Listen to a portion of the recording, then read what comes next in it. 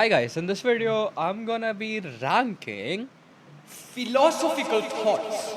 So that means like just kinda going ahead and ranking what are the philosophical things, like philosophical theories, philosophies. I'm gonna rank them.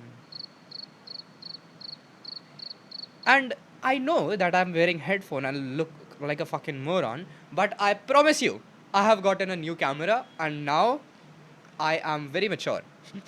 And I'm gonna turn on my flash. Black flash. पता है क्या मेरे को लगता है sorry sorry my mistake. You know what I think? I actually think that I look very bad when I turn on the ring light. So what I'm gonna do now is I'm gonna turn it off, and now as you can see, I look handsome. And if I turn on my camera for just for 1 second, guys, and I turn it back on, no, no, it didn't work. Okay, fine. I'll just turn on my. I'll turn on my turn, and I'll just reduce the intensity. Right, that should do it. Don't you guys think? Yeah, baby, I am good. I look good. Wow, I'm happy today for some fucking reason. Other than that, I'm always depressed. Now I'm happy. So let's rank. Let's rank philosophy. Hello, guys. Now, as you can see, I procrastinated it a little bit. That's not what happened, actually. What happened was my friends brought some food and I ate it. And after that, I was watching Jujutsu Kaisen. And then I am back. Okay, cool. So now we are making philosophy tier list. And I was wondering, like, who the fuck are these guys? Bro, Nietzsche. I can't see Machiavelli. Uh, I can't see. So I don't know who the fuck these are. So I'll just put it. I don't fucking. Oh no, sorry. Fucking know who these are. You know, putting some CLB in there. So I asked ChatGPT and I fucked up. So let me ask it again, I guess. And this time it might, not fuck up. Yeah. Now let's ask it. Oh my god, you saw my you saw my schedule. This fine. Let's ask Gemini if it can do it. And let me close Jujutsu Kaisen so we can actually focus. No! No, now you saw my chat. Not good. Don't pause it and read. Mm,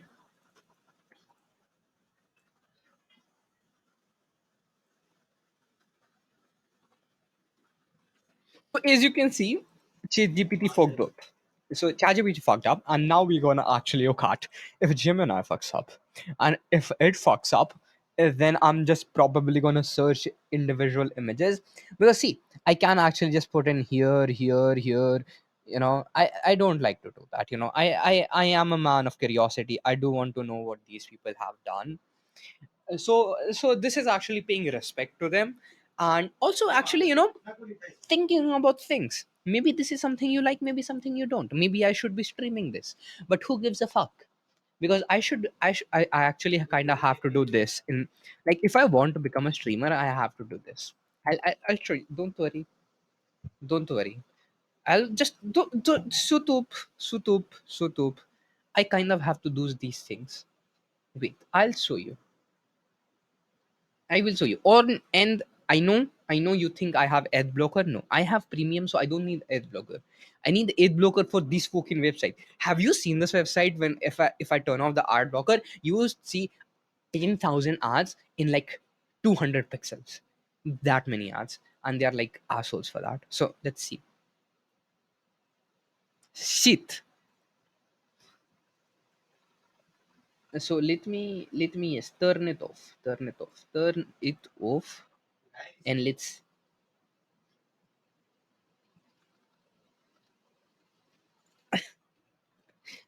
I have to do that's it, Way you and feel. I'm not going One to kiss is all done. it This is the takes. most Falling in I love can and be. maybe. One of the things which I hate is actually Glee. Yes, one of the things which I hate is actually Glee, because it does not have an so the feeling of Glee is good, okay, but being 24 hours in Glee, that's really bad, and I can't stay in Glee for more than 15 minutes, as you can see. So we're gonna be I just don't like Glee.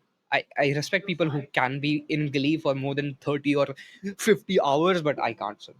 So a philosophy of language, famous for the idea of philosophy, problem arises from misunderstanding of language.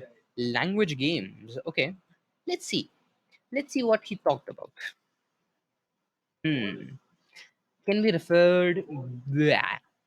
So first thing first, so here's how to be a philosopher. Have a fucking weird name. Unless you have a very weird name, you can't be a philosopher.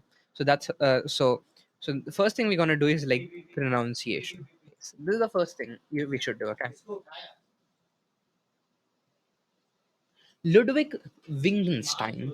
I thought it's Ludwig, but it's Ludwig. Ludwig Wittgenstein. So Ludwig Wittgenstein, fuck ChatGPT first of all. Yeah, Gemini. And I also have Pro, Just so you know, guys, I'm kind of rich. Not as like crazy rich, but kind of rich. I'm just kidding. In India, like, India is so poor that every AI company is giving its products free. Like, I'm all for it, man. As far as it's free. I wouldn't be paying for it if it was, yeah, paid. So, famous for ideas that philosophical problem arise from misunderstanding. So, I think I have to actually kind of edit it on each philosophy of these individual on each row. Give me a short description on what their philosophies were about. Maybe this will give us something to work with. And if it does give us something to work with, that would be crazy. Yes, artificial intelligence. Hard at working while I sit on my ass and do fucking nothing. uh,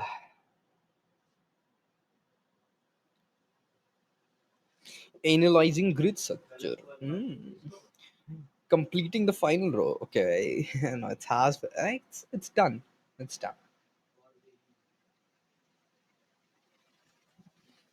Ah, eh, eh,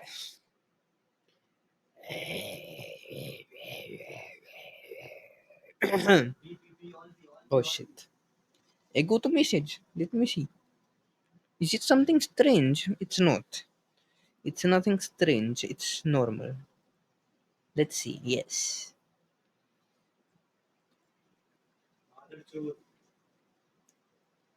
Now it has fucked up totally, right? So I don't know if he's still okay. It would be cool to actually hover over these images and know their fucking name, but that's not the case. So probably okay, fine. I'm fine. Fine. Fuck it. Let's search. Transition. A French intellectual who explored cursed share of energy that society cannot productively use. Focus on eroticism, death, and sovereignty. Crushed share. Crushed share. That's interesting. Let's see. I don't know if it's like reading from left to right or right to left. Is it like right to left?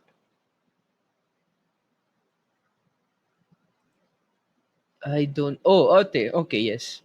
Okay. So his books like History Die, Eroticism. So here's what I think. Okay. A French intellectual who explored the crushed share. Interesting. Now let me see how many books he has. Well, he has a lot of books, That's crazy. That's like crazy. I can't even read that many books. And when you can't read books, you watch 9-minute video. Let's see what the. I don't know if you can hear it. Can you hear the music? And of course, I'm going to do this. Yeah. Now, you know what is cool about everything with AI is that I don't want to watch this 9-minute video, so I'll just ask, summarize this video for me, and it will summarize. Yes, this video introduced George Berish, a philosopher who explored the extreme aspect of human existence, like excess, transgenesis, eroticism. What is this? See, these like fucking big words, I do hate it. Transgression, an act of going against the law. So, like, oi, criminal, that would have been cool. But, like, no, we have to use big words. Transgression. So, like, normal people. So, here's the thing about philosophy, okay? Here's the thing about philosophy that, they want people to be good, but they don't want to talk about being good in normal fucking tone. They want to talk like only people who have like intellectual capacity and they want excessive intellectual stimulation, only they're gonna read this, and even they're not gonna understand it. Okay, and normal people, they'll see this, yeah, I'm fucking bored now and I'm gonna like fuck off and like masturbate for 3,000 hours of my life. So that's gonna happen, right? So I think we gotta move from this idea. We have to use less Jordan B. Peterson like words. No offense to him, by the way. A transgression, eroticism. His philosophy was sharpened by his difficult family and his eventual rejection of Catholicism. So it's kind of, I see whatever it's going. The traditional economic logic with his concept of expenditure and waste, arguing that true meaning comes from loss and d- wow, dispension, not just accumulation. His progress. Okay, here's what I see. Um, so anyone who rejects like the idea of Catholicism, and it's his thing, I also kind of reject Catholicism, and but it's not my thing. Okay, it's not my thing. And anyone that become like anyone that makes the idea like I reject religion and that's their thing, they are kind of cynics. So I don't like it. I don't like it. So I, for now, I'll put him in like mediocre. Like, yeah, like cocky teenager. Cocky teenager. Okay, that's my understanding. Of course, first of all, I understand the fact that these philosophies are, like, this is like extreme simplification. Okay, there should be simplification, but extreme simplification is actually harmful as a knowledge. So this tier list is just to fuck around, and it's not for intellectual debates. So just keep that in mind, and let's move on to next person.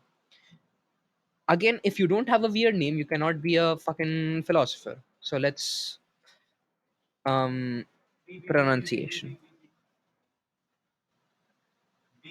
Sociologist and philosopher. I have great respect for sociologists. Jean Baudrillard. So of course I can speak Jean. Okay, I understand like this is like Jean, Bell, Albert. I can see that, but bell hooks. Okay, cool. Yeah, but what the fuck is this? Okay, cool. Jean. Okay, got it. Now let's see this. 20 minutes. Yes. Now let's see what was his philosophies were about. Now, from what I understand, this my is it like okay? Who is Jean now? Jean Baudrillard. Wow, he has like good views for a philosophy channel, man. Okay, let's see here. Hmm. He kind of looks like this. So let's see if we have a cigarette guy in this row. Oh, Jean Baudrillard. Yes, Jean Baudrillard. Jean Baudrillard. Got it. Now let's ask AI. Summarize this video, and of course, Gemini is gonna just. cannot do his thing. This video summarizes Jean Gujrat's media theory, focusing on his critique of left media, liberation theory, and concepts of stimulation and hyperreality. Argued that against the idea of mass media could be liber- liberated, become a public forum. He believed the media are not neutral tools for communication. Instead, they are ideological and separate people rather than connect them. Ideologically and separate people rather than connect them, creating a speech without a response. Okay, so he got proven wrong, right? Because media actually, so we had mass media, then we had social media, right? So mass media is kind of just like radio, television. These were the things, and then we got to internet. And when we got to internet, there were forums. Like, I can, this is mass media, by the way, guys. This is a form of mass media, and here I can respond, right? He did not assume the idea, like he didn't understand that database could exist and we can display that. So I kind of think, like, get what he says. In further development, is the concept of simulation and hyper reality, uh, refers to a signal among themselves without interacting with reality, creating Nika or corpse without organs. This leads to an hyper reality, a stimulating. So yes, of course, this goes into the idea, like, people just, like, the gooner ideology, the gooner mentality. People who is like, so people who actually pay for cam girls, OnlyFans, loners, paying for that. So that would be like concern, like this guys, and like this guy, that's like the worst reality for him. So he's kind of right about hyper reality, but he's kind of wrong about mass media. So for now, let's put him in good, because he predicted one right thing. Okay, he predicted one right thing. And let's move on to next person. Bell Hooks. I know I kind of heard this name, but let me see it again. Bell Hooks. Okay, all about love. I like it. I like things. I like loving things. And she's is she alive? No, she's dead. Fine, that's fine. May God, may she rest in peace. Rip. Sorry, that was an insensitive joke. And given the fact that I cannot be cocky on internet, or I might. Let's ask it, right? Yeah. Oh yeah, clappings. Yes, I like to clap for people as well. Summarize this video for me. Moving from pain to power. Now that's very interesting, because like, what's the definition of power here, right?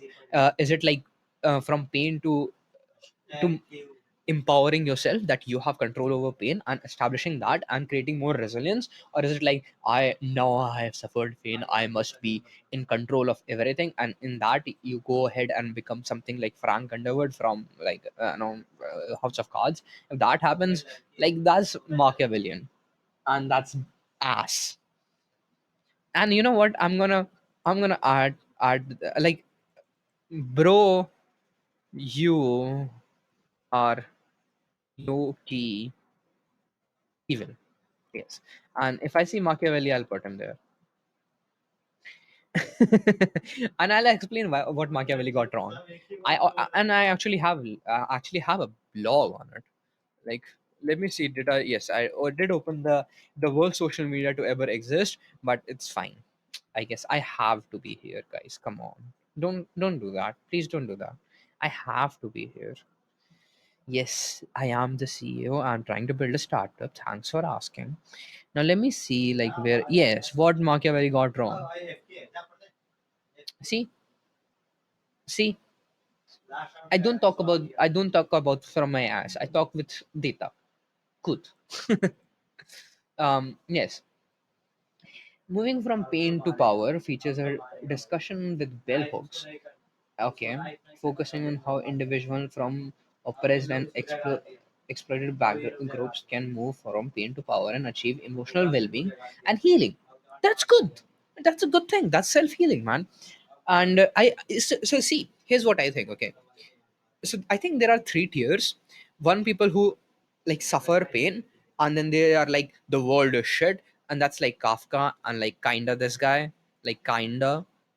But like eroticism is important, right? Because eroticism actually, eroticism for the sake of pleasure is bad, but eroticism can be also eroticism can lead to intellectual conversations. It has with me actually, partners which I have kind of been with. That goes into intellectual topics sometimes, and it also goes ahead, uh, into far more. So eroticism eventually, so intimacy leads to eroticism, and oh my god, I got a message on WhatsApp. Uh, yeah, eroticism eventually, eroticism can lead to many different things. One of it is addiction. So one of being key point. So it's kind of ass, but fine. Decolonizing the immigration. Okay, need to decolonize imagination. My God, imagination. Move away from mindset that only envision oppressed and towards dreaming the world where marginalizing people can live safely and acquire self-acceptance. Okay, overcoming voice of just. Okay, cool. So what was her thing? Another activist who analyzed how race, capitalism, and gender interacts to product a system of oppression and dominance. So here's one thing, right? I like there's this like India in a Pixel, yes. So there is this incredible channel, India in a Pixel. Yeah, India in Pixels. Sorry, India in a Pixel, and he's like great. He's great, and let me just like go ahead and like the most popular videos, because here we have some really incredible things, I guess. Mm, mm, mm, mm. I think his yes. So see, here's the thing, right? He explains it very interestingly, and I'm gonna go ahead and watch it. But of course, he has some like ideologically wrong things, which I might go in someday. Might go into that someday, but not today. Um, here, female, male, and where he talks about gender versus yes. So there is feminine and masculine, right? So here's what I'm thinking. So so there is a graph, right? And when you have, so this is like most masculine, most feminine. So here's the thing: we can apply the same thing, 100% of our sex. Okay, see. So here's the thing, right? When we have a society which is incredibly successful and they're not suffering as much, we see this deviation. People become more individualist than communitarianist, right? And when we have a society who is suffering a lot, then people kind of come together and they support, right? So that's the whole thing. That's the whole thing of how how organized creatures work. That's how people work. And so when it comes to like, so if you want to like, if she want like, if you want to do the study, then you don't you have to do it from two different perspectives. You have to do it from the dominant perspective and the submissive perspective. Because if I am the leader, and yeah, and I live in 18th century, 18th BC in Rome, if Rome existed in 18th century. If I live there and I'm an emperor, I have to be submissive. I can't just give slaves freedom, because the mob's gonna kill me. So it also depends upon context, right? I'm not justifying slavery here. I'm not justifying the idea of it. But dominance hierarchy exists. We know this from Jordan to Peterson, and we can climb it. That's the whole thing.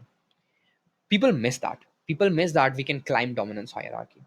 Of course, like people on 10th, like the lowest of the lowest of dominance hierarchy, they have a very bad chance of climbing to the top. People who have 5, they have a good chance. People who have 4, they have a really good chance.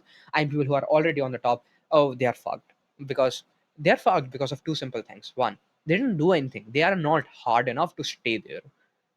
People on fourth, fifth, sixth, seventh, eighth, ninth, tenth, all of them will try to pull them down.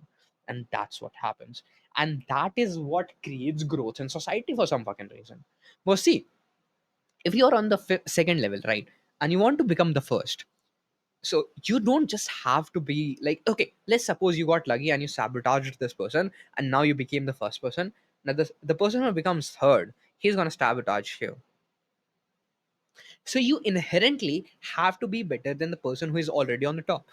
And this is what kind of creates the growth in the world. And this is a very hypersensitive topic, and the fact that she's not, I don't know how famous she is, so I'm just gonna leave. I don't know. I think this is her, right? Yes, this is her. So I'm gonna put it good.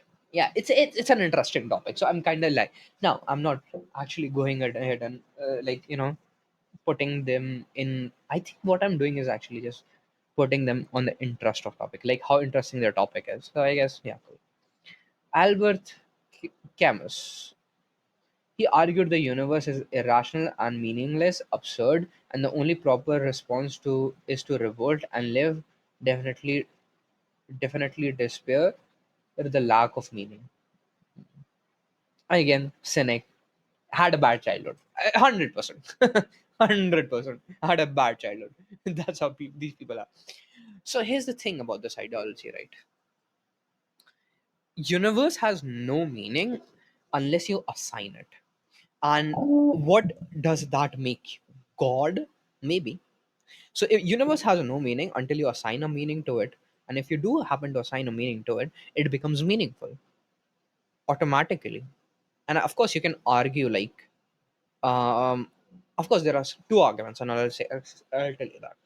The first argument is, so actually there are three consecutive arguments. So I'll just present the first argument. The first argument is like, it doesn't matter whatever the meaning you apply to the universe in 10,000 years, nothing's gonna matter. Then we have Jordan Peterson's argument. Of course, any idiot can find out a time of frame where nothing matters. Now, a third idiot, Amarnath Pandey, said, yes, that's true, but that doesn't make the person idiot. That just reveals the truth of the universe. Right? Yes, universe is older than us. Universe gonna stay long, and that just reveals the truth. That just reveals the absurdity of the truth. That doesn't reveal that the person in front of you is a stupid person. So what's the whole idea here? So here's what I think, right? Any person who says that there is a definitive, like, for this is the there is a meaning called X, right? And that's the meaning of the world. And that's just not for me, that's also true for everyone, every entity living on the universe. And if that person exists, he would be considered a fucking stupid, because we don't have the technology, we don't have any way of verifying that, we don't even know if we are alone. So we cannot say for a definite, we cannot say for definitely that universe has a meaning. Similarly, we cannot say for definitely that universe doesn't have a meaning. And if universe doesn't has a fucking meaning, then fuck. Universe might have a meaning, and universe might not have a meaning, and we have no way of finding it. Now, here I would like to bring one of the best movies and one of the most revolutionary movies which I have watched in my life, Lucy. Now, in the idea of Lucy is like, when the life began, everyone was a single cellular organism, and eventually, what it did, it passed on the knowledge it gained, evolution, and inherently, everyone, if you want to or don't want to, you will pass on the knowledge that you have acquired with your genes. So reproducing becomes one of the duties of an organism. So that's kind of my thing. Like, that's the one of the reasons you should have kids, other than like the emotional comfort they provide you, the social validation they provide you, and so many incredible things, truly. And so that's one of the things, right? And when you pass on the knowledge, um, so you can pass on the knowledge from two different perspectives, right? You can create content. So like, this person here is passing on the knowledge he has created, and he's helping me. So he has passed on the knowledge, he has done his duty. And matter of fact, if like, of course he has done a lot of things, right? But if, like, from what I understand, I have already fulfilled my duty. I'm happy. Like, if I die today, I'm okay, because m- my video has been at least watched by the one person, and he got to know something he didn't knew. So that was my duty, I've completed it. Now my responsibility is to do it as more as I can. Okay, so that's the idea. And so the true meaning, the true goal for us is to not decide if, like, the world is meaningless or world is meaningful. The truth, the absolute truth, is to work, evolve until we can become capable to either do two things. One, we grow enough as a civilization that we know. Please tell me I'm recording. Yes, I'm recording. So we grow as a civilization that knows, okay, we exist for this X reason, or no, we don't exist for any reason, and we can prove that definitively. That's all we should be doing. That's all everyone should be doing. So we should evolve until we can say that. That's the idea of my company, That's my idea. So yeah. So yeah, I will put Albert Campus in the poor category because he's just a poor fellow and I feel for him. So next we have, who we have? We have Emily. Yeah. Let's see. Romanian philosopher Emil Chiron. Chiron. Emil Chiron. Pronunciations. Great. Okay. Okay. So it's Emil Chiron in a Romanian accent. Emil Chiron. Chiron. So email Charan, where is he? Where is the email Charan? I am going to actually, yeah, like this is one handsome fellow, man. I hope he has a good philosophy. So just based on look, I can. Known for his deep cynicism and writing on the inconvenience of being born, despair, and fulfilling of existence. We've gone through this. Yep, moron. Complete fucking moron. Yes, here's the thing, guys. I get it. You have a bad life, but I promise you, it can be better. And yes, being born is a pain, and there are people who choose to live that pain. But I'll tell you something: not committing suicide, like even when you know that being born is just like a really, really big pain in the ass, and not committing suicide, that's like nice job, bro. Even when you feel like it. So yeah, Emil Charan, David, an enlightenment philosopher who argued that all knowledge comes from sensory experience, and when we cannot uh, divert out from is, oh my god. Ah, I see. Scottish philosopher. So no, not all of the information actually comes from sensory experience. So I'll explain you this. If all of the information that comes from sensory experience, then how was Mozart able to produce music after being, you know, deaf? Argument one. Well, he did knew how to, like, how the music sounds, and then he had like this. So that's a flawed argument, of course, and I'm explaining why. He did hear the music beforehand, right? So he knew what music sounds like, and he knew what good music could be.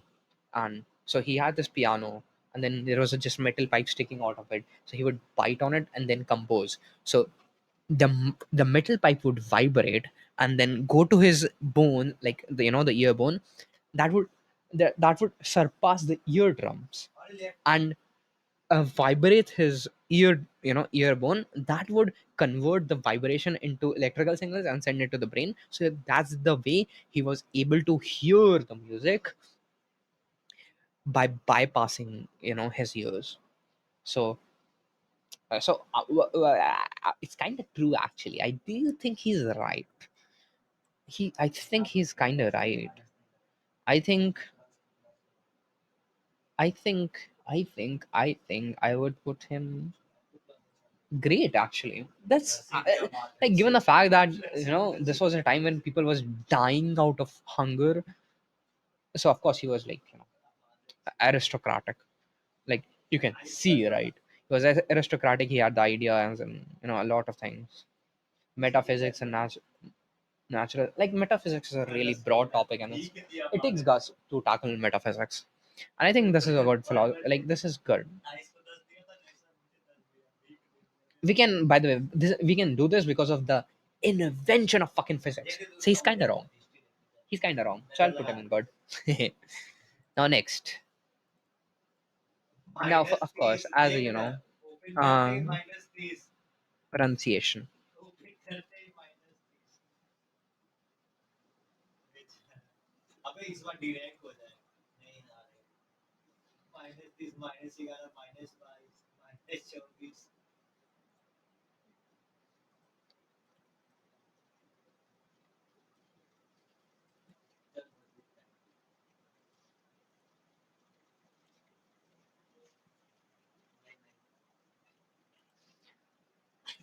Simone de Beauvoir. So Simone de Beauvoir is a philosopher. Let's see what was she about. And writer. Let's confirm if it was she. Okay, fine. I can't. Existential feminism. What the fuck is existential feminism? Author of The Second Sex. She argued that one is not born but rather becomes a woman, separating biological sex from social con- constrained sex. Book? No, I don't want to put it. I don't want to say that. I don't know. Like, of course, I understand, right? I understand, of course, as I was saying, I understand like people are like, I understand gender fluid. I understand there are people, like gender dysphoria disorder. This is a recognized disorder. It is a mental illness, and sadly, it's a mental illness we don't have a cure for. But where things go wrong is actually by enforcing speech. Like, you have to call him this, you have to call him that. That's the first thing which goes wrong. And of course, like, um yes, and I'm talking just this specific thing, right? Just freedom of speech thing, nothing else. I understand like hate crimes are really a thing for these people, and I am, yeah, 100% pass any law that would defend you with hate speech, and if that would defend you for defend your lives. Great, I'm all for it. Like, right to life should be everyone's thing, but just two things. One, like I shouldn't be compelled to say anything. The second thing is that I like this shouldn't be discussed with kids. It should be discussed with kids. Like, it shouldn't be discussed with kids like outright, like you going in there and talking you might be gay. That's stupid because that confuses children. And I know it does because it has, and I have met those people. They got confused. I have talked with them personally. They got confused. They did the procedure and then they regretted it. I have seen 5 cases as of right now. And so that's one thing. Another thing is actually very kind of simple. Another thing is, um the so if kids feels that way and then he expresses it, so he should know that something exists, but it shouldn't be actively taught to them. So if they feel like that and they reach out to those people and they talk like, I'm feeling kind of this, okay, fine. You know, you might be confused. You should talk to your parents. And if like parents are like really abusive people, I have heard like, so here's the thing. I heard like there was this like LGBTQ activist. What he was doing is he was shaving his leg hairs on the bathtub, and then his father came in and he saw him, the lipstick on lipstick on his lips, and then he's shaving his leg hairs, and then his father smacked him so hard to like smack out all of his gender dysphoria out of him. Like, that's abusive. Like, he doesn't understand what he's going through. He's conservative. Of course, the father is conservative. He doesn't understand what his kids are going through. So we should avoid that. How should we do that? Like having good support system in the school, which is of course, like if the kid reaches out, that's fine, but they shouldn't they should exist as a counselor instead of a teacher. That's my idea. Of course, you can agree or you can disagree with that. So I'll just put it kind of like, I don't know what aspect she's talking, but it's kind of mediocre. We have gone through this, and it's a very bad. It's a very very bad argument as of right now, as of 2025. Um. Okay. A Marxist theorist who criticized the modern consumer. I don't like Marxism, by the way. Yeah, it didn't work. So I have an argument why it didn't work and why it could work. So here's the thing, right? Is he the guy? Is the guy? Is he the guy? Is he? Yes, he's the guy. So here's what I think, right? Because like Marxism was, because Marxism didn't fell in the like in the hands of like leader but dictators. So it didn't evolve. If it were to evolve just like China did, Soviet Union might have survived. You know, in China there is like this, I like in China there is this saying, like in America, like in geopolitics, there is saying that in America you can change the government, you cannot change the policy, and in China there is saying that you can change the policy, you cannot change the government. So it clearly shows that like communism, yes, communism can evolve, Marxism can evolve, and when it evolves it takes a form of like capitalism and communism. And that is what neolibertarian economy is. Like of course America is like extremely capitalist country, right? But it has socialist things like that thing, the promise thing, the FDR, which like, yeah. So social security, right? That's that's kind of socialist. So I guess like they should have medical they should talk about medicine more. So Marxist theories, like, yeah, Marxism can work if it is allowed to evolve, and it cannot work, and it did not work in Soviet Union because it was not allowed to evolve. China is a pretty big populated country, and the argument of all of the capitalists is that it doesn't work. It can work in small economic zones, like small groups, but it cannot work in big countries. Yup, it did in China. So that's the one thing. Another thing about like capitalism is not perfect, right? And not neither is communism. That's 100% understandable. But here's one thing that I'd like to explain. So economists, so there is a form of economy that is perfect, that exists in ether, right? We don't know about it. And economists all around the world, they're not searching for it. They're not searching for an economy where everyone is satisfied. The people who are in the top of the food chain can survive, and people who are on the bottom of the food chain survive.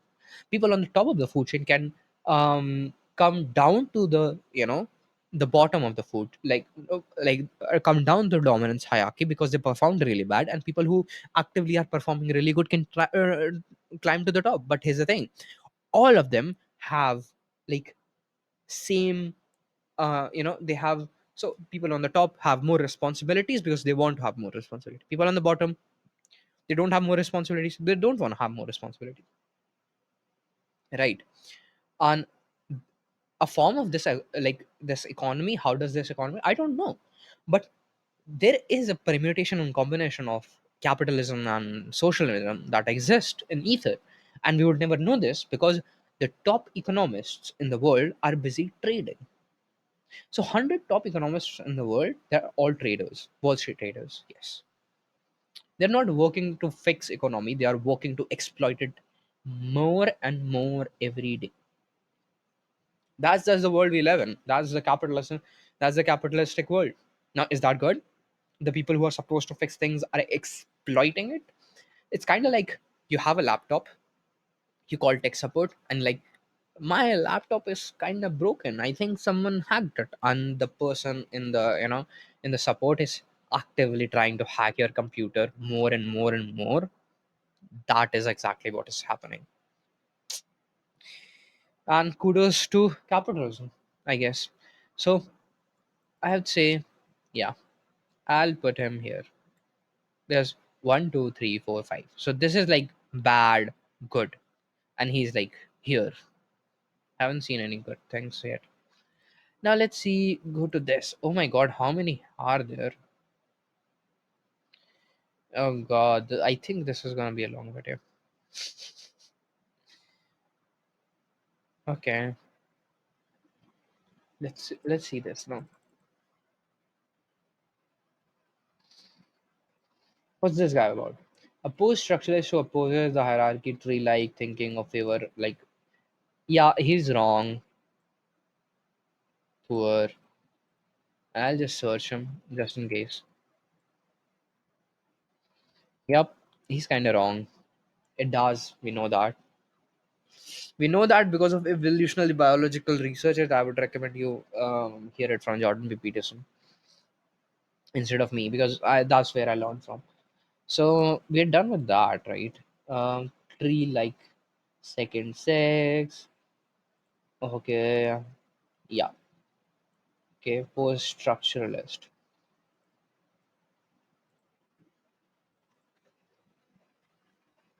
French philosopher. I see. So it's him. And what he developed the method of critical analysis that exposes inherent contradictions and instability of meaning within the text and language. That's great. That's a framework people use. So nice. I guess.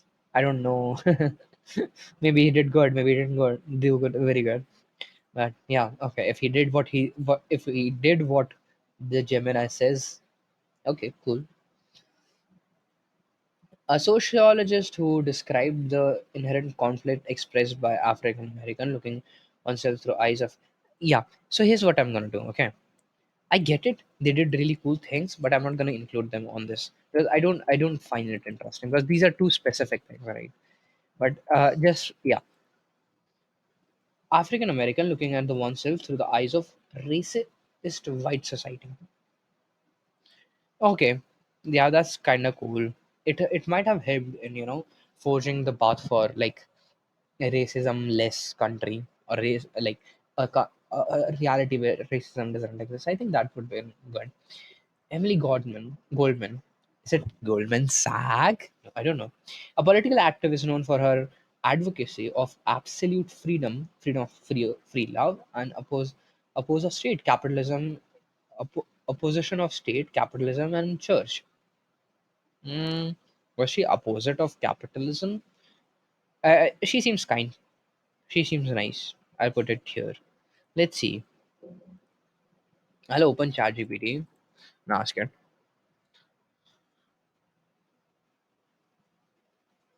Was she church and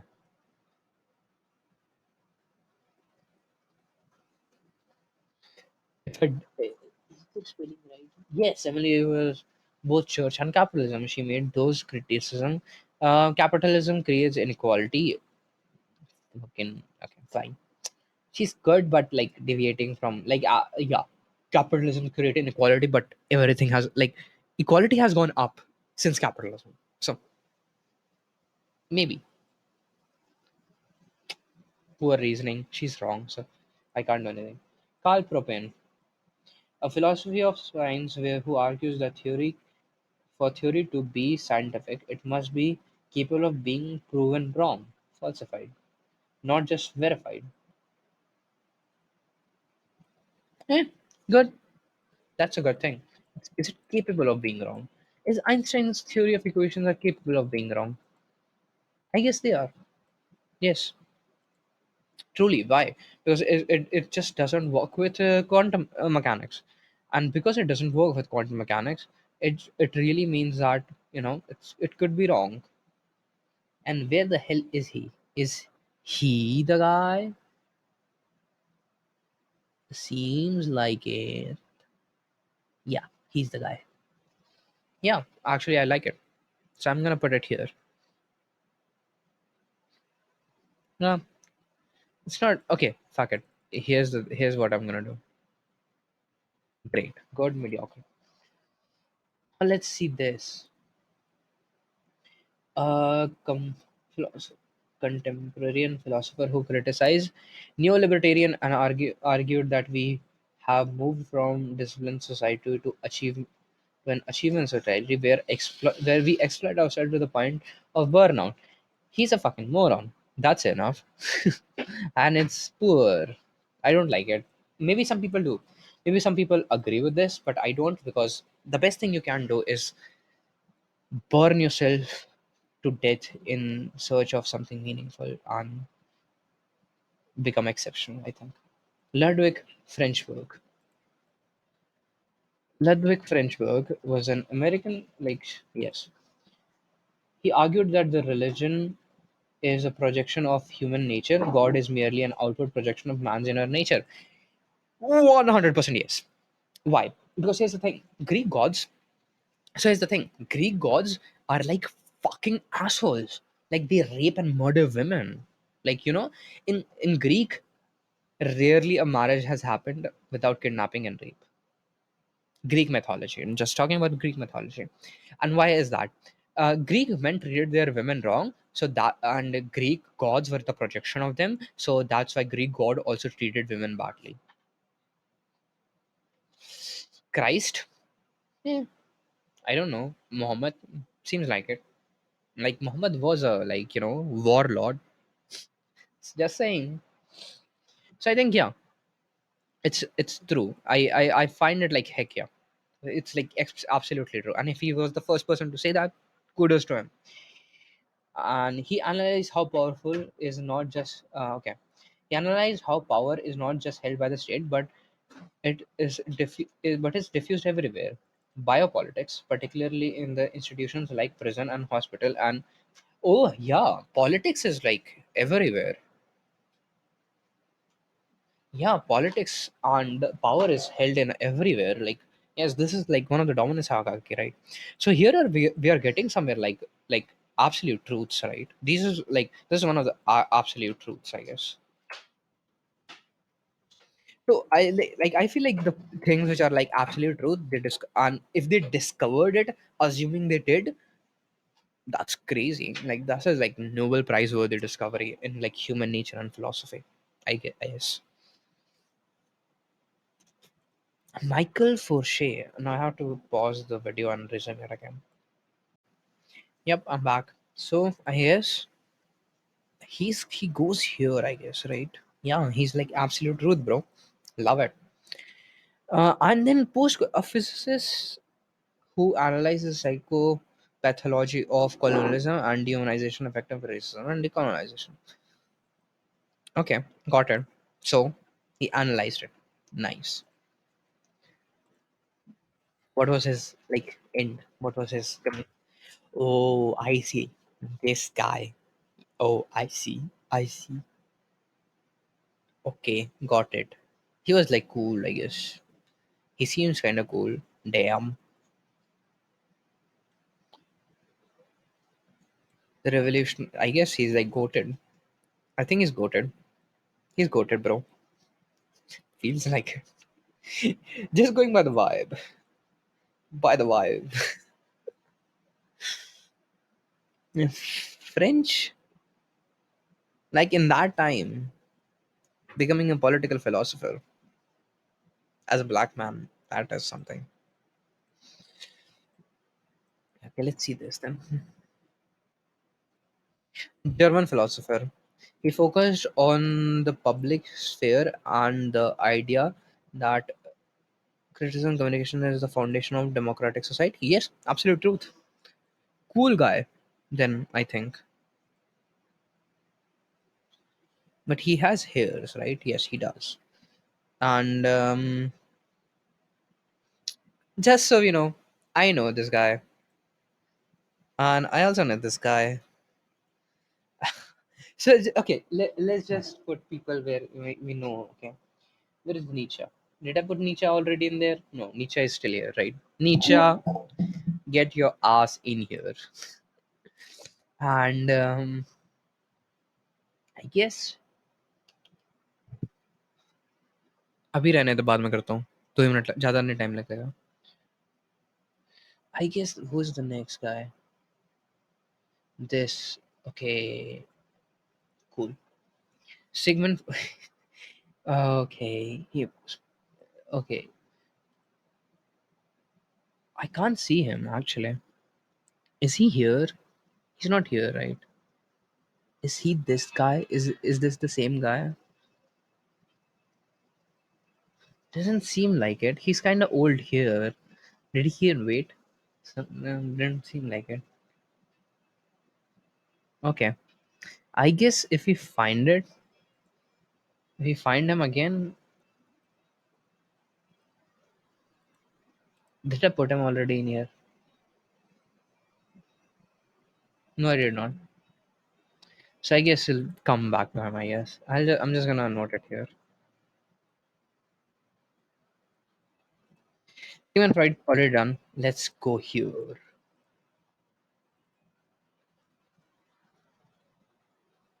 Oh, Indian. Indian. It okay. A post-colonial theorist famously can the what the heck is this? What the fuck is this? What is this word? People of low ranking status and power. Yes, they can actually. It turns out they can. With power of social media and X. Matter of fact, I can just go here on like LinkedIn. And here's the thing, and it will get views, I know that for a fact. Like I can go here and I can go. Ah, it's opening. Yes. Yes. I can do this and it will get views. So that's kind of speak. That's speech. Okay. Yeah. Whether can voice themselves within the existing power structure. So it does depend. They can speak, but can that speak make changes? That's very different, right? And it turns out it cannot. And it's an important issue. So putting it great. It's an important issue.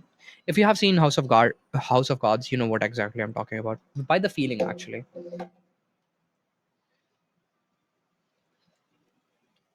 Next, this guy. Italian philosopher. He expresses how government use crisis to suspend law and reduce citizen in their lives, stripping them of political rights. I guess some of these people have not like they're not like particularly philosophers, but they are kind of like exposing things like this is what how it happens. So I guess I shouldn't put them in like philosophy. Yeah, I get it. You're a good guy, man. I do. You're a cool guy, but I'm not gonna put you here. So I guess, yeah, fine. I'll just let you be here. Okay. She wrote the totalitarianism and power, arguing the great evil often commit not by monster, but the ordinary bureaucrat following the orders. 100%. If anyone in watching the video has read like like ordinary men, yeah, this is true. And if you don't think this is true, I recommend you reading this ordinary men and do not compartmentalize it. Um, Ordinary men. So not to give you spoilers, but this is actually stories of like stories of men in Nazi Germany, and what happened was they were asked to shoot pregnant naked women in back of their head in Nazi Germany. They were the police, right? And here's what I have to say about that. I have some one simple thing to say about that.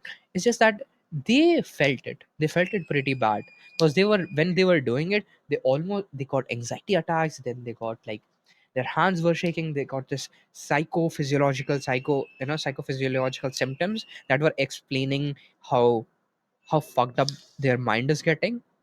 And it's in the book, so you maybe wanna read it. So yeah, this is actually true. Did I?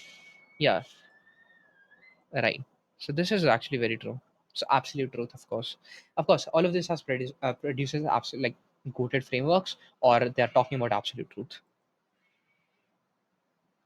So the history progresses through dialectical process, thesis, synthesis towards real rationalization of absolute spirit. Okay, I am not needed, I guess. He explores the nature of being and existence. Okay, Martin. Let me see. Do I know him? I think I know him. I don't know him. But from what I understand, he's good. He's great. Just by this one line. Okay, let's see this. Oh, French writer and playwright. Cool. Love her eyelashes, by the way. Is this her?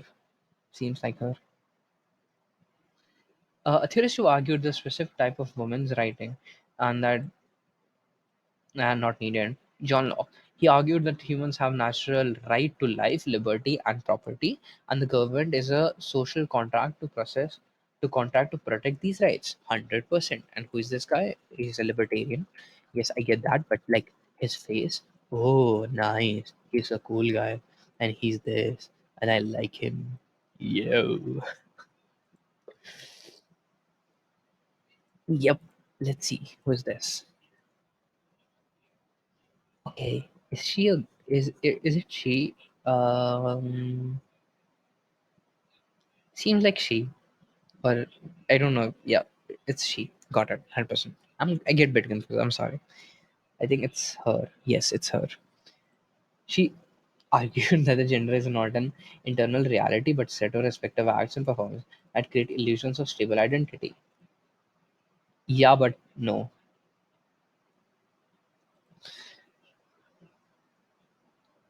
Who explores the a bit what that which we cast off to maintain our society and how the text. So I have heard about this, and that's kind of crazy. Actually, this is one of the frameworks which I think like psychologists, like psychologists slash philosophers use to justify a lot of things, like the idea of internal representation of the world. Yeah, it's kind of like that, I guess. Yeah, she's also a psychologist, so I guess she's goated as well. I think this is her, right? Yes. Yep, it's her.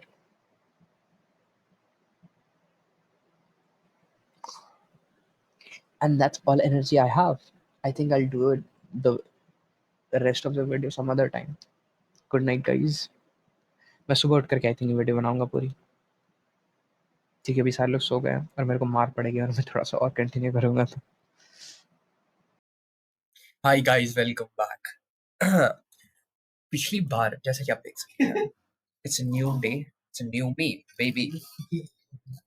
Shit. हाँ, mic कैसे रख लेता हूँ ताकि बाहर noise ना आए। ठीक है, हम लोग फिर से स्टार्ट कर रहे हैं, राइट? अभी कौन सा कैमरा चल रहा है? हाँ, सही वाला कैमरा चल रहा है। सो कहाँ पे थे हम लोग? हाँ, सबसे पहले मेरे को ये काम करना। या या हम्म कहाँ पे थे हम लोग? जेमिना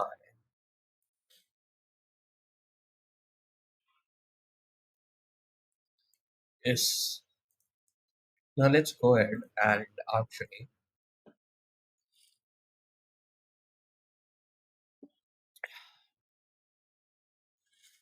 what was the last thing we were doing? Sigmund, oh yeah, we were here, right? Let's see who is this guy, and we weren't able to find him, which is great, just absolutely brilliant. Oh, he's here, I guess. Is this the same guy? No, it doesn't seem like it. Mm-hmm. Yes, we skipped it. He focused on public. Okay. Then we have Sigmund Freud. Then we did this one. We did this one. Commits from the monster. We also did this one.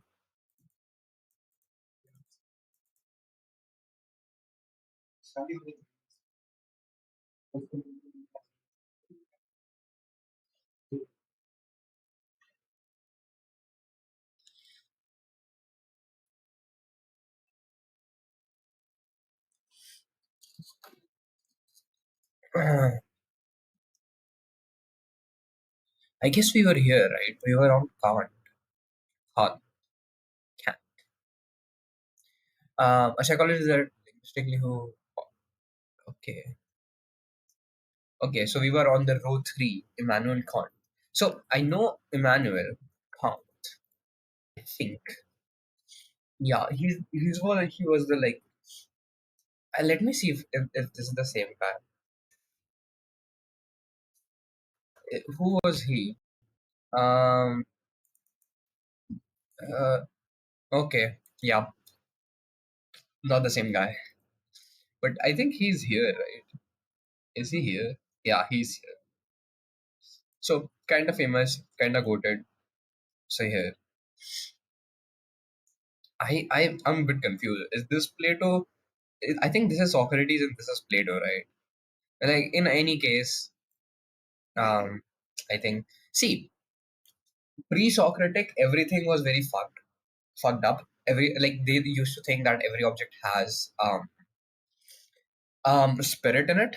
And so for example, if you trip over a stone, it's not as if like you tripped over a stone. It's just that the stone has a bad spirit in it, thus it tripped you. And the same thing applied to clouds and sun and earth. From there you get the idea of like demigods. So yeah, so I think yeah, that's cool. Immanuel Kant. No, it's not. He's not. I'm sorry. I'm sorry. I'm sorry. Okay, cool. Let's go back to yeah. He's Kant, right? Yes, I can't see where is Kant. Is he this guy? The forehead matches, Seems like it. Yes, he's the guy. So, he argued that we cannot know a thing for they are in themselves as only appear through the structure of our mind. He also formulated the moral duty. So I think moral duty is also explored by Bhagavad Gita and Hinduism, and moral duty is very it's very subjective when it comes to like it's very culture specific. So it's not like a generalized idea of like it's not a generalized philosophical thought, right? It's kind of like I would say oh damn, tiny series I guess. Oh yeah, tiny series. It's not connected, so F it. Yeah, so it's not like a generalized idea. For example, in Hinduism, like working for so in Hinduism, you should be working with society in order to like progress society and do cool things. And in Christianity, people are more individualist, right? Because the personal connection of you and God matters. And to meet, to actually help you with that, you have a missionary. In Hinduism, people are kind of on their own when it comes to spiritual journey. Like I get it, like Brahmins and things, and this is where caste system comes in. I get like people think like Brahmins are the spiritual leaders, but not really. They are like they are the teachers and they are supposed to teach everyone, not just like upper caste, but that didn't happen. That was not at least practiced in the history. So that's it, I think. So I think yeah, idea is cool.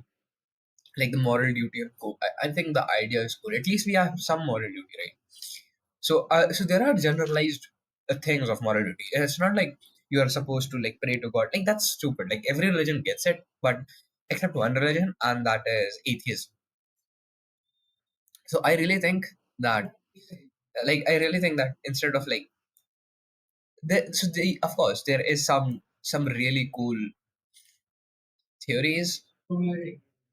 I don't know, man. I think here, yeah. Okay, the leap of faith. The conservative faith of father of existentialism, he emphasized the individual choice necessary and subject to leap of faith in okay, yeah. So that's what I'm. So yeah, this is actually kind of Ludwig's. It actually aligns with what Ludwig said in one of his videos. So yeah, Ludwig the streamer. So he said like, so you think so let's say that yes. Now let's say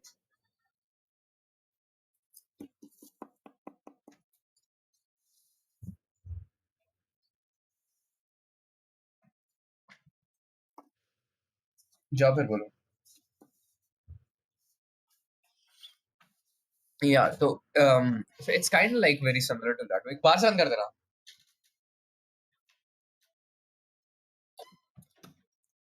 Yeah, so Ludwig said something very similar to this in one of his streams where he was actually giving the idea like how to become a streamer, and he said something very similar. He said like if you want to be at top, how can you be? Like you're at the bottom, right? And how will you be at the top? Because people who are on the top, you kind of have to be better than them. And how will you be better than them? Because you don't have enough resources, right? You don't have enough resources. You don't have enough experience. How will you become better than them? So by being delusional. And that's the idea of leap of faith, right? And that is very similar to this. So I think it's kind of cool. I think it's kind of cool. So I would say this, yeah. Where should I put it? So okay, so this guy, right? So it's the idea is kind of cool. So I would put it here. Yes, nice. I love it. Now let's go to this one. I don't know why the fuck I did that. So French philosopher, French philosopher, Lithuanian Jewish. Okay, he argued that ethics comes before ontology, being certain on certain on to the face-to-face encounter with the other, which demands infinite responsibilities. He argued that ethics comes before ontology, being. No, because here's the thing, man. Like I think that's like stupidly optimistic, and that like stupidly like being very idealistic about how the ethics work. I think I really think like so I think like being in itself is ethics. So for example, the survival like you surviving yourself, it's kind of ethics. So if you don't want to die, that's kind of ethical. And the way I have the argument is kind of like this. So for example, if you want to live, right, and if you have to kill a let's say a dog to live, most of the people would do it. Most of the people would do it because it's kind of their thing, and they're just ensuring their survival. So it's kind of like ethics. So like what do you mean, like what it means to like being, that's of course that's another question, and that's something like existentials talk about a lot. So I don't know, I think it's kind of made because it's like very controversial. I kind of feel like it's controversial just for the sake of controversy. So let's see, Emmanuel. Okay, but idea is cool. I think it's a really cool idea. Yeah, and I'm trying to see. Yep, is this the guy? Let's see his hairlines. I think hairline is a big help for me, but most of these people, yeah, no man, he doesn't seem like it. He's like he's mostly in the suit, I guess, and here he's not in the suit. Is there any fella who is in the suit who kind of looks like him? No. So I guess he's the guy, and I think it's good because there is some like some enticement to that. It's not really. I don't think ethics comes before being. I think being comes before being comes before ethics. If ethics did come before being, kids would have ability to choose how tall they would be, and by the tall here I mean like how dominant they would be. Karl Marx. Okay, so Emmanuel. Okay, Karl Marx. We already did that. Max. Okay, egoism. These a lot of like these are like just misnomers. is an extreme individualist who rejects all God state and spoke and argues only for unique individual and their own property. So yeah, cool. So he's kind of like, he's talking about something Nietzsche talked about, and I think it's like about Uberman, right? But here's the thing. Like this is like the bad, like Uberman decides his own morality, right? And here it just like he's just arguing for himself. He's a, like individualist, and the problem with that is that you become extremely selfish with this. Like I think you should care about a lot of things. Like at least you should care about humanity. I don't really. So it's wrong, and I can say why it is wrong. Because when you care about humanity, you care about yourself. That's one of the things, right? Because you think you're capable of caring about yourself while not caring about anything else is an absolutely stupid idea. Why is that? Because you won't even understand the meaning of caring. So first, to care, you must understand. So here's the thing: people don't understand the meaning of caring and loving and procreating and responsibility in an intellectual sense as like we talk about, but normal people do understand the meaning of love and humanity and ethics in the more feeling matter, right? So heart works more than their mind, right? And but here's the thing: heart doesn't hold like a lot of it doesn't have, how should I put it, it doesn't have the grit to hold. So that's why we see the specs of immorality in people. So heart understand things the faster, but it understands things the fastest and it understands the things most deepest, but it is actually very fragile. The understanding is very fragile, so you don't actually stand upon those insights. But when you understand things intellectually, you kind of do. But even there is a breaking point, and we saw that in like 1984, I think 1984. Yeah, we saw that in 1984, right? When he goes like, "Yeah, and don't do this to me, do this to Julia," and shit like that. So yeah, so I think so when you do care about others, what happens? Other care about you, and when others care about you, you truly understand the meaning of being cared about, right? You don't reject them; you care about them. You abstractions, right? Yeah. So you understand it more deeply, and you're able to actually take care of yourself more deeply. So, for example, it's not so. Here's a cool thing. So, like egoistic person might think like I will kill for my family, but a person who actually care, like a more communitarian person, might be he's more closer to enlightenment to the fact that it's fine that you would kill for your family, but would you um, live for your family? Would you eat better for your family? Would you exercise for your family? That's like more nuanced things, right? Dying is easy, living is hard. So would you live for your family? Let's suppose your dick is chopped off and you don't have a hand, you don't have legs, you don't have another hand. All you can do is just like bob around like this. Would you live for your family if your family said they need you? Now that's a right, like that's a really big question, right? So I think, yeah, how much suffering would you face and live for your family with an idea that I need to provide for them and actually follow through. So I think that's actually that's something that egoistic people like Mark Twain would miss. So I think, yeah, cool guy, a cool idea, but not really the truth. So where is he? Can I find him here? Shit. Yeah, here's he. So it's not that good. It's I get what you're facing, bro, but not really. You're just not. Postmodernism. Ah, shit. Neo postmodernists. I don't know if you guys can hear. Hi guys, you're back. Sorry, मेरा camera बंद हो गया. अरे कैसे? Hello. Shit. Hi guys, we are back. So let's talk about. हाँ, कहाँ पे थे हम लोग? Was I making this video in English or Hindi? Shit, I forgot. I'll just roll with it. Yeah, so I think this guy, I don't know, bro. I can't know. Like Yeah, he defines the postmodern condition as in. So I hear like this is I'll be the first one to say I don't have enough context to talk about this.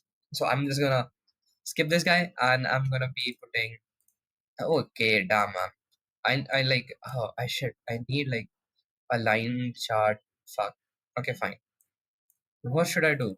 I didn't find anyone here, so I just okay. Okay, cool, cool, got it. French philosopher and sociologist. Let's see. I cannot be you know not be stupid. I have the time to actually just talk, like think about it. In his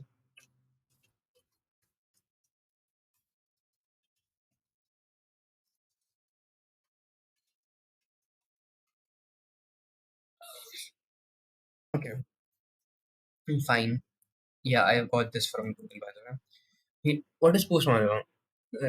Uh, we have entered a postmodern condition, a time when people are no longer fully fully trust big explanation about how the world works.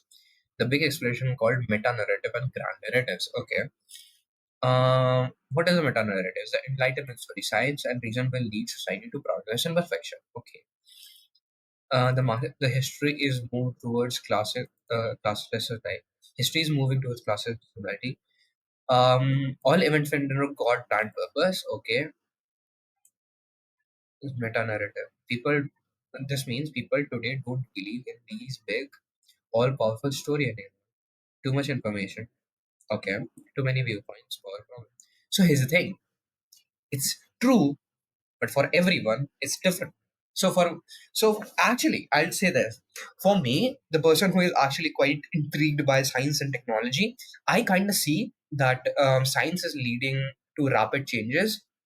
So what was the first the Enlightenment? Progress and perfection, right? I see it.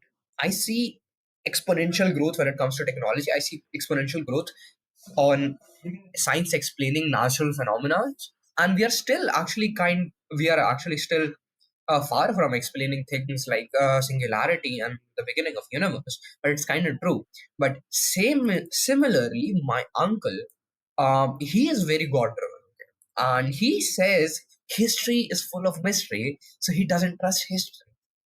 He literally outright rejects all of the history there is because he says history is full of mystery. So of course he's stupid. Like, but again, I am the person who thinks he's stupid. His friends and his family might think he's not stupid because there is a truth in that. Yes, history is full of mystery, so you can't actually trust all of history because you haven't witnessed all of those events yourself. What if all of that was doctored, right? And of course, like doctoring world events like Holocaust onto this, like it requires so big of an infrastructure that the Big Brother from like 18, what was that shit? Like 1984, yeah, he wouldn't be able to do that. Even he wouldn't be able to do that. Like just have the minds of everyone in the world. Even he wouldn't be able to do that. But of course, it's stupid. But it is a possibility. Like it can be doctored. Like I'm, of course, I'm not saying like the Holocaust was doctored. I'm just saying like incredible stories like these Greek gods. Like we know the religion and somewhat is that kind of thing. It's kind of doctored.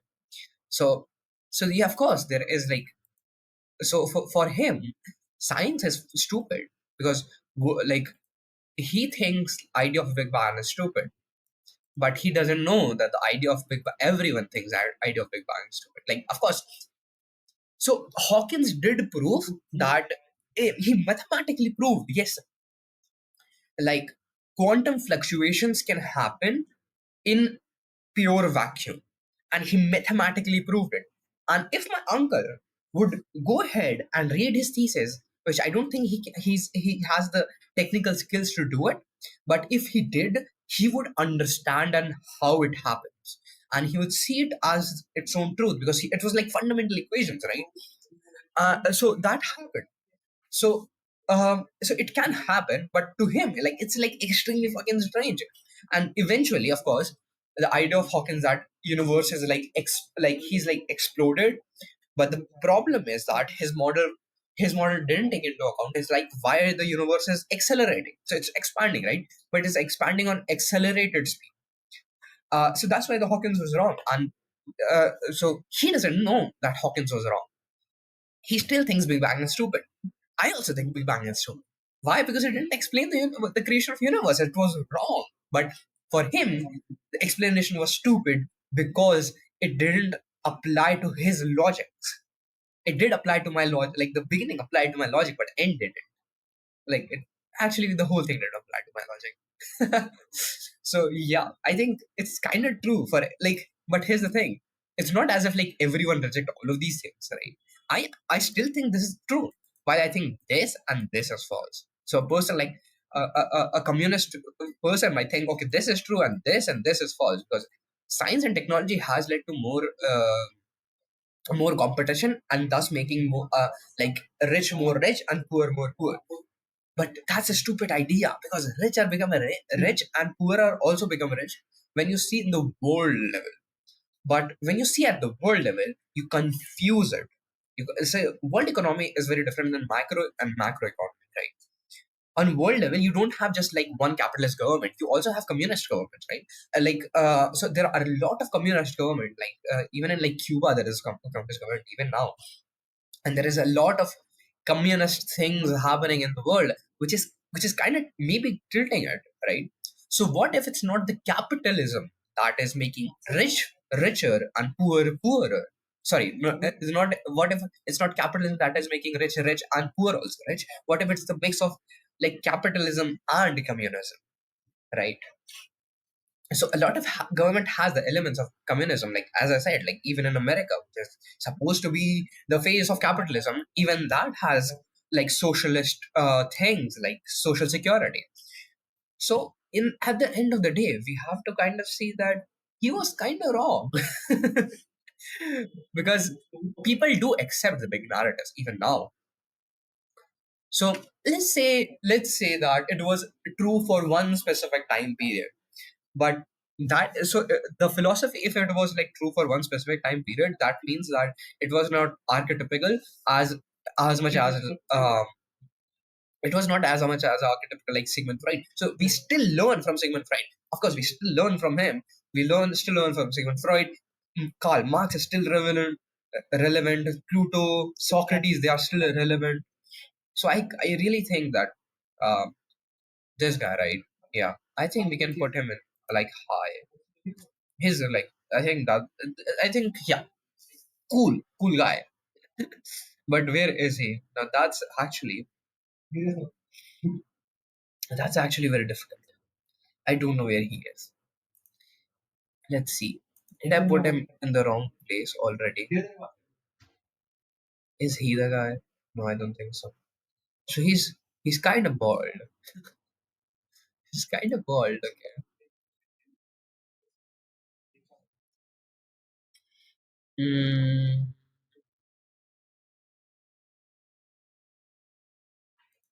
you know what I'm gonna do? I'm just gonna save it. Save it with us. Desktop. Save. And I'm gonna. How can I upload it here? Can I upload it? View community ranking? No. No. Yeah. Add additional images to tier. Oops. You saw everything now. Did I add it? Yeah. So I'm gonna put him here. Great. Yeah. Great theories actually, of course. Now, of course, I know that like I don't have enough information to actually rank these individuals. I'm just kind of going around feeling, I'm just feeling them. Okay. Uh, existentialism. Where were we? Yes. Friedrich Nietzsche done. Plato done. Yes. One-dimensional man. Theory who argues that advanced industrial society creates false need, integrity, work, and okay. So we know that he was kind of stupid. Yes, of course, it did create false needs, but it kind of. Oh, Nobel laureate. Is he Nobel laureate? I don't know. German American philosopher. I don't think so. He is. If he is, kind of cool actually. Influenced. What the hell? Okay. Yep. So, okay, bro. I don't. I think like it's getting faces wrong. I think. Oops. Sorry. I'm gonna ask it again. You know, and just so I know. So who was this guy? Was this Kant? No, this was not Kant. I think. Oh, he was that. I think therefore I am. I think therefore I am. Is he that? Oh yeah. No. Who is he then? Um. Okay. Okay. Okay. Yes. Search with Google Answers. Okay. Let's search. Yes, I should have been doing this the whole time. Spinoza. Oh, I see. I yeah, of course. Spinoza. I was stupid to even search that. So, who is Spinoza? Spinoza is the guy who thinks like science is the ultimate moral thing because he thinks that science will enlighten people. I don't. I have like it's been a long time since I read him, but I think I would like I'll go ahead and search Spinoza. Yeah, yeah. He was a big science guy. Okay, let's see if we have Spinoza. Spinoza's God, like yeah, even Einstein says right. Like I believe in Spinoza's God. Yep. He argued that God and nature is the same substance, and everything happens according to necessary law. Did I get it wrong? So okay, I heard like a phrase that Einstein said by someone else. So I didn't hear it from Einstein himself. So I think I kind of lost all of the context here. Which of course I'm gonna correct that mistake here. So what I thought was Spinoza. Okay, so what I thought was Spinoza all about is actually he. So it's I thought he's kind of like Einstein's idea, and I think Einstein got his idea from here.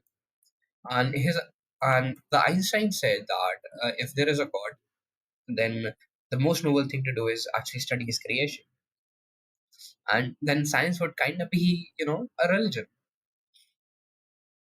something very bold for his time. There is no one substance in the entire universe. He called the substance God and nature. He didn't mean a personal God who listens to the prayer and gets angry. He meant the entire universe itself, all laws of physics and all matters of energy, all minds, all ideas. God, nature is equal to reality. So he thought reality is God. But here's the thing. Here's the most wonderful thing. So it's not like so when people say like does God exist? Of course it doesn't. Like why? So I would explain it from a religious perspective. So when you say God exists, what do you mean? So so there is a reality. Okay? God cannot exist in the reality because the reality is because of God. So of course God exists beyond this reality.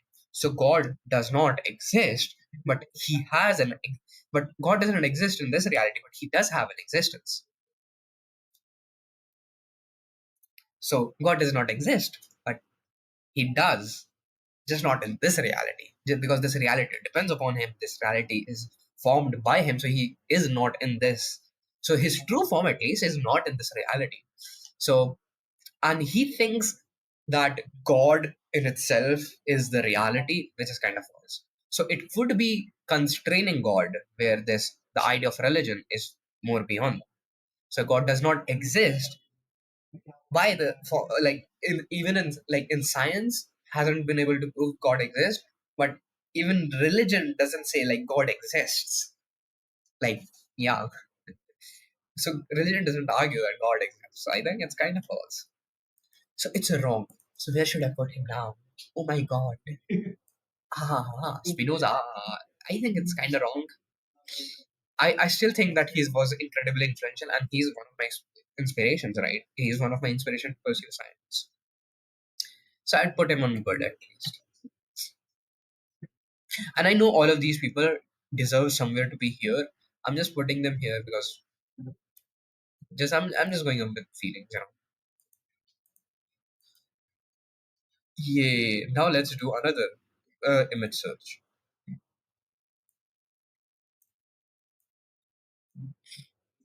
So individual, okay, he was long writer of the.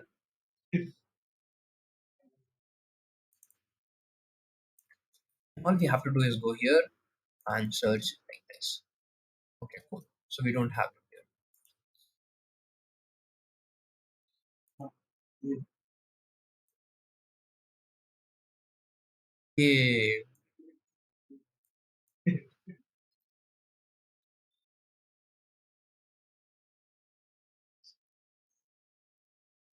Okay, was a Christian base. Okay,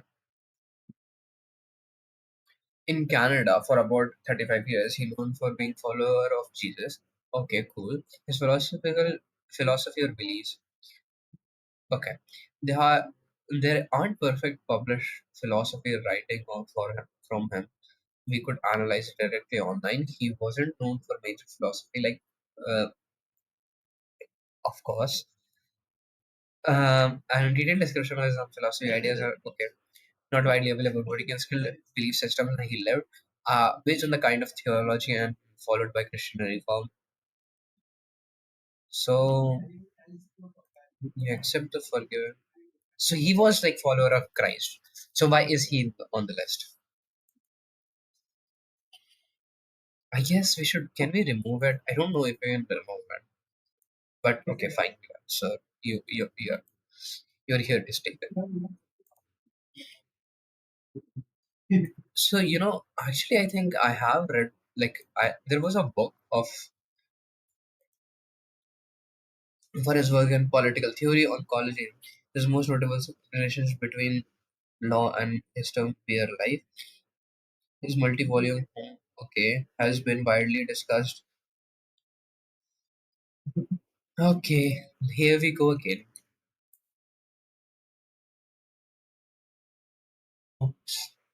He explored how government issues crisis. Okay, so did we did we give his thing to someone else?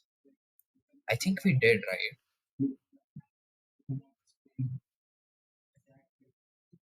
We did it. I thought we put him somewhere. Maybe we didn't. So I think his idea was absolute truth. So I'm putting him here. And if I messed up some guys, please just let me know. I'm gonna fix that. Let's see who is this guy.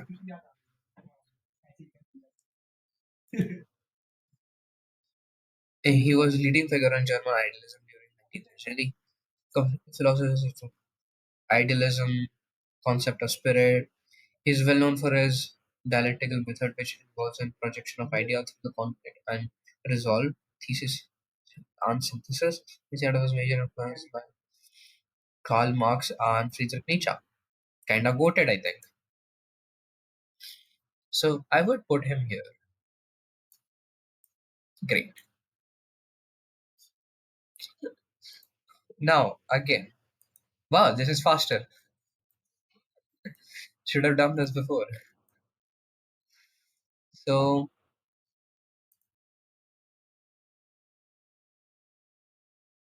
nice eyelashes. I think we gave it to the wrong person. Right? Shit. Let's see. Let's see. Let's see. Let's see. Let's see. I think we gave it to her, but it was not her. It was her, and she was here. Right? Great.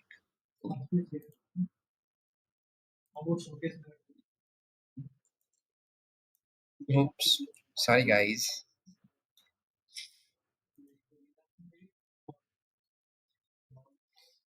Okay. She,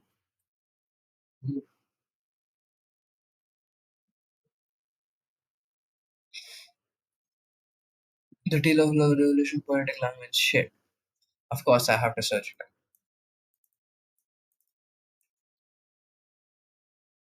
I think we gave it. Shit. I don't know. I really think to explore the idea of wisdom, which we must benefit daily how text relates to one to another. A a psychoanalyst and linguist who explored the epic, that which we cast off to maintain our identity, and sounds cool, I guess. I'm gonna put her here. Okay, fine. That. Good. Okay, cool. Yeah, okay. Who is he now? English writer and musician. Okay. He punk co-founder. Okay, fine. Not gonna have. Sorry. I'm not gonna rank him. Yeah. Who is he? I don't wanna. Uh, yeah. Who is he now? Okay. English philosopher, student, horror writer, blogger from political philosophy of, okay, capitalism, technology, technological singularity. So he is the one that I think he kind of inspires Peter Thiel in some senses. So I think, and I do like that idea of like transcending to technological, but his, I think it's mediocre. Maybe I would change this, when I have more sense of philosophy someday. Okay, notable Belgium writer and social theorist. His work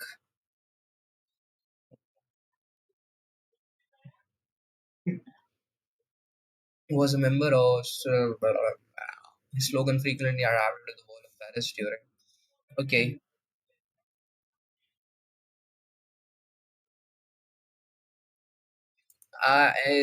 okay, cool.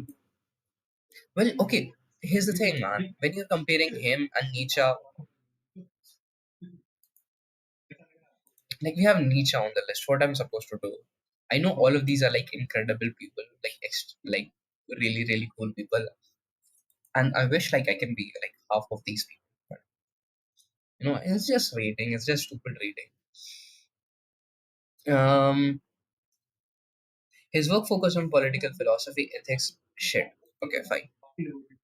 I think best is actually just to search there. Okay, so I'm gonna skip these people. Okay, skip. Okay, no skippy, no skippy here. Let's search. Yes, what's the name? British philosopher. Right? Okay, a logical and mathematician who emphasizes a practical logic scientific method in philosophy and promoting pastoral ethics. Nice. He's kind of cool, and I think he should go somewhere here. Nice.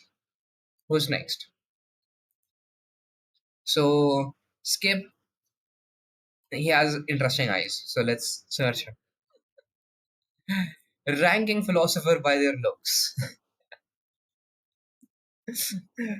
Jean Paul is a French. Okay, cool. I just have to search it. I just wanted to know his name instead of the whole thing. And here I can search for the whole thing, right? Yeah. He argued that existence ascend, meaning that we are born with no purpose and we are command to be free, fully responsible for our own actions. Yes, 100%. It's not as if God killed him. You're the one who killed him. Nice. Interesting hairstyle. Let's search. Copy as an image. Nice. Arthur. Okay. Schopenhauer. Schopenhauer. I don't know. The will. He viewed the world as a manifestation of blind, starving will to live, receiving suffering that can only be escaped through the art of. What the hell is this?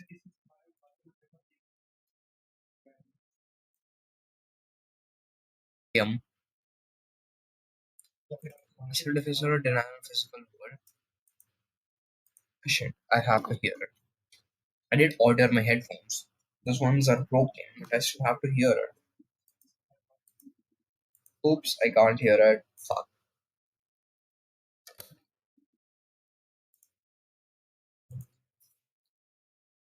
My headphones aren't on. So how the hell am I fucking supposed to hear it? Nice.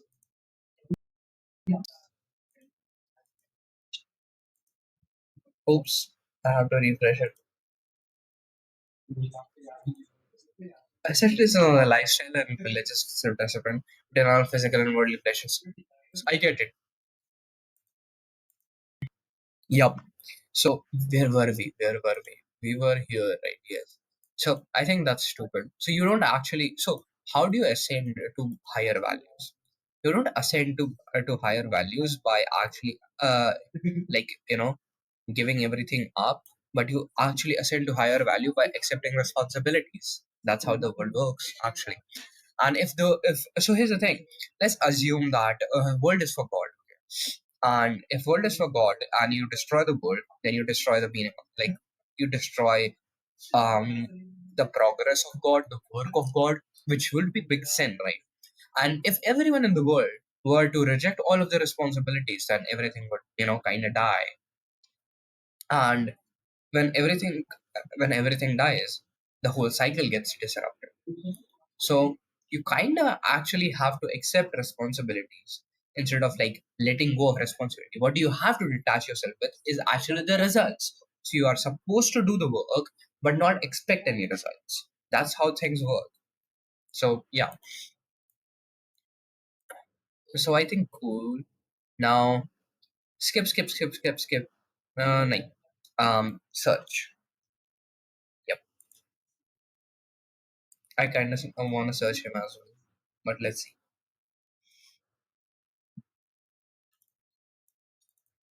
Let's see.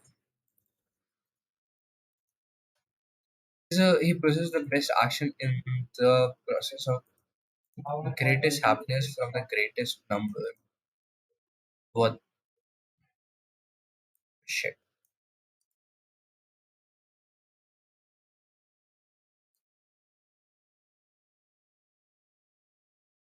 Let's see what this has to say. Maximizing happiness, minimizing pain. Is it hedonism and pleasure and happiness? We want to avoid pain and suffering. Okay. Good action increased bad action. Okay. Great happiness, great number. The heart, the heart of a philosopher. If you're making decision, how you shouldn't think about your own happiness. You should think about everyone's affection. Example: if a school principal must decide whether to increase holiday homework, if it causes stress 500 or only benefits the new teacher, then say don't do it because the overall happiness decreases. Altruism is basically the match of morality. Nice, like it. First I hated it, now I love it. That's kind of true, and that's kind of the idea of communitarianism, right? Let me just search. Yep, true, cool. So nice. So am I communitarianist? Not really. What am I? I am just like I don't know what am I. Right? I'm kind of just exploring things. So skip. No skip. Let's see. What is he about?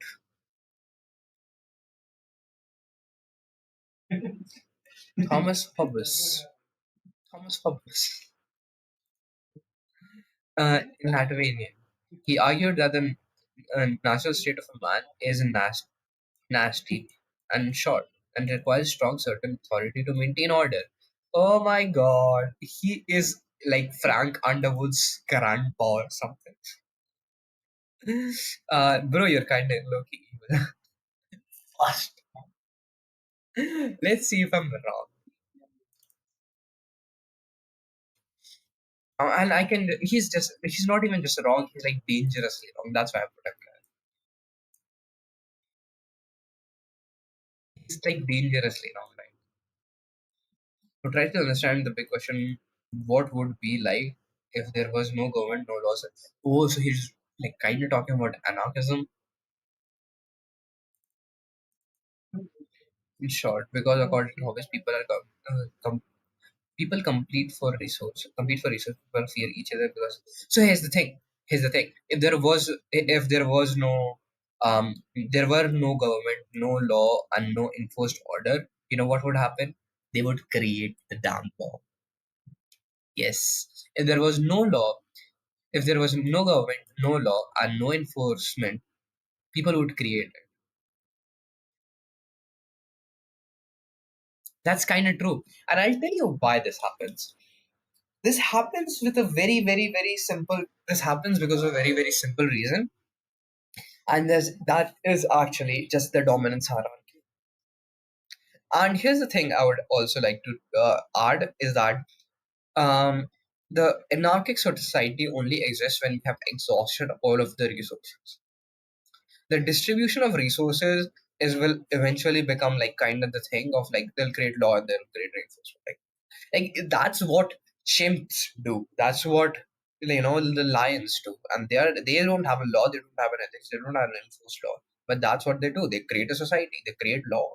They don't create governance, but they do create ethics in some manner.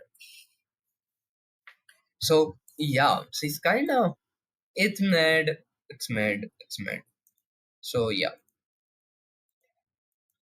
okay, where was I? Who was I searching again?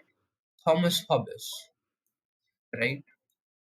Was I searching Thomas Hobbes? Yes, I was searching Thomas Hobbes. And okay, so he's kind of low-key evil, right? Like skip. Yeah, search, bro. We don't have good philosophers these days. Okay, uh, okay. Let's see. He advocated for individual freedom and free speech, and arguing that the irony, the power can only be rightfully existing over someone to prevent harm to others. Uh, Power can only be rightfully existed over someone to prevent harm to others. Exercised over someone to prevent harm to others. Power can rightfully be exercised over someone to prevent harm to others. Huh? Not really. Like power can be exercised in many different ways. Like power can be exercised in a rightful way to provide something actually. Like, but then you would say that that actually undermines the person getting the benefit because he's supposed to work for himself. But uh, but it's actually but what if I okay? Here's the thing. Power is also used to actually the level the playing field, right? And that's what the idea of neolibertarian economy is. So I think it's good. It's good. It's kind of good. It's actually cool. I like it. I love the idea of it. It's good. Yes, it's good. Okay, fine. Search. Who is this guy? Or this guy? I don't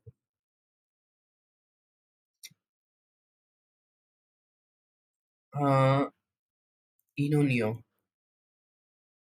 Japanese. So, like Japan has a really okay. Ino Neo. Searching the name right. Yes.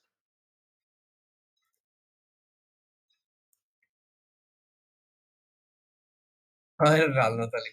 I had to put it her, but Japanese writer and feminist. He became one of the leading voices in Blue Stock, okay, movement, which pushed women's right in early and her idea challenged different gender roles in the time where women were expected of wife and devoting mothers little else.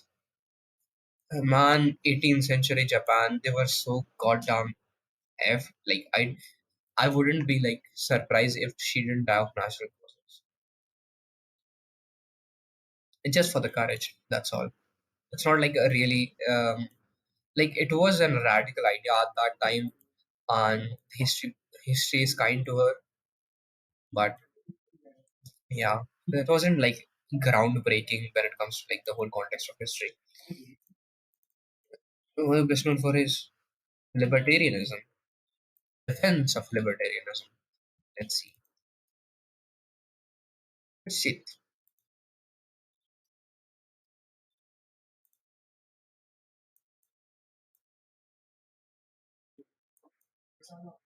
Aha. Did that without looking. Cool. Who was Robert? Okay. Famously asking for a bold question: how much should the government actually do? Yes, that I think that he's the guy who says like the government should defend from other people, and government should actually protect from each like government should protect us from others. Government should protect us from each other. So military, law enforcement, and then just level the playing field. Protect people from the forces, protect people from themselves, and enforce contract. Yes, level the playing, enforce the contracts. Like I said, I would give you $2, and I would have like your spoon. You gave me your spoon, but I didn't give you $2. That's kind of like breaking the contract, and that government should. Yes, I love him. He's the whole idea of like neo-libertarian economy, and I am a big advocate of neo-libertarian economy, and I think yeah, I think the like Indian government should also do something like that. If I when I will become prime minister, I will do that. Okay, skip. Search, and I think that's it. That's a like I'll search him and her also. Composing of 18. Okay, who is he? Let's see. He argued that civilization corrupts human goodness. Man is born to be free, and everywhere he's in chains. And he advocated for a governmental guide for collective will of people. Okay, just by going with feelings, kind of cool guy. Put him here. Good. Yeah, good. Search. Yay. Everyone who has been black and white deserves the search. Okay, let's see this. He analyzed the signs of symbolism of pop culture and proclaimed death of the author, and argued the meaning of lies with the reader, not the creator. Yes, that's true actually. That's very true. The meaning does lie with the creator, and that's a good theory, I think. Yeah.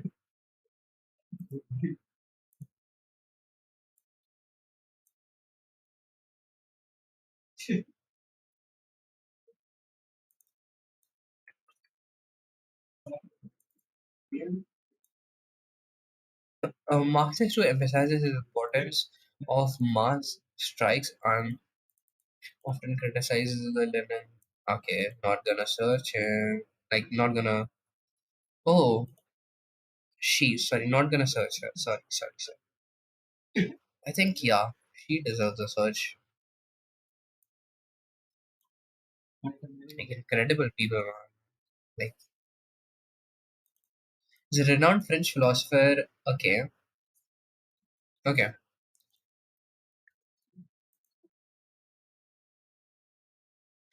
A philosopher forced who forced on the spiritual need of the soul and the concept of attention as a prayer and solidarity with suffering working classes. I think, see, here's the thing. Like, there are like different kind of philosophers. There are social philosophers, from what I can understand, right? There are philosophers who have done something very social, and they have argued, and they have created this like social movements to actually go ahead and make changes. And she was one of them, and I feel like they deserve their own class because they're not doing something like groundbreaking, but they are making the change, and they are like they're the embodiment of applicational philosophy, I guess. So I guess yeah, they deserve like they deserve their own class, and the class is somewhere between here, in between these two, and I think I'm just gonna search him as well. Like just imagine if this guy is the okay.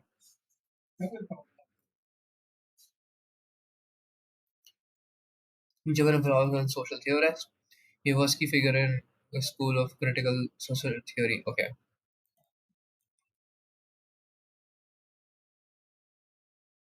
Cool. Okay.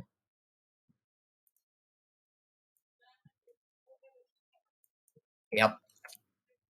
Again. Oopsies. Okay. Giving. He was a German philosopher and one who leading thinker of. Okay. Who studied the modern society using philosophy, sociology, and psychology and economy. The main goal was to understand why the world, instead of becoming more free and enlightened, become more. So he was kind of wrong, right? We know that much. Thanks, man, for your work, but you were kind of wrong. But I will put him in here. Let's search for her as well.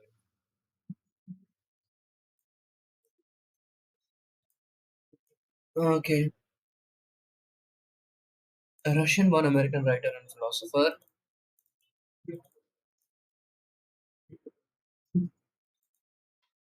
She advocated for rational self-interest and capitalism and the idea that one's happiness is the moral purpose of life. Yes, that's true. That's true. But there are other philosophers who have explored that because it was not really groundbreaking. So I just put him in here. So that's my tier list, guys. Of course, I tried as much as I could, but I guess that's it. That's how that's as much as I can do. So thanks for watching. Please like and subscribe. If you made it this far, email me on Amarnath, sorry, Pandya Amarnath 279 at gmail.com. I'll send you 200 rupees. Let's see if anyone does.